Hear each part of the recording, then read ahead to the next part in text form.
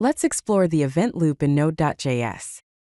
We will understand how Node.js handles asynchronous operations, making it efficient and non-blocking. The event loop is the heart of Node.js. It enables non-blocking input-output operations by continuously monitoring and executing callbacks from various queues. Node.js operates on a single main thread for executing JavaScript code. It utilizes a thread pool for input-output operations, ensuring the main thread remains free to handle other tasks. The event loop consists of several phases. First, timers, which handle set timeout and set interval functions. Second, poll, which retrieves new input-output events and executes input-output related callbacks.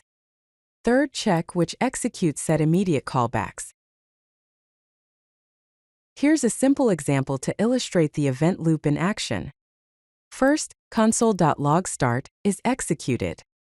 Then, setTimeout function is called with a callback function and a delay of 0 milliseconds. After that, console.log end is executed. The output will be start, end, and then timer callback. Understanding execution order is crucial. The priority is as follows. 1. Synchronous code, which includes the call stack.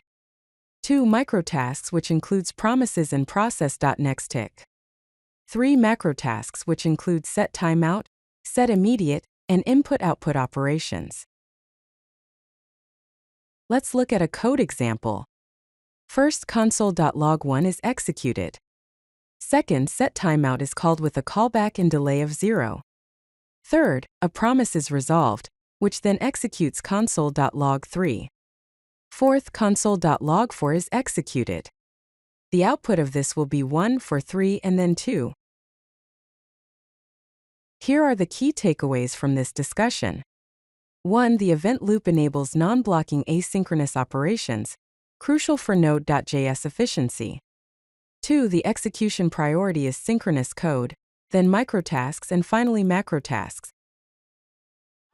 If you like this video, hit that like button and don't forget to subscribe. Visit CodeLucky.com for more such useful content.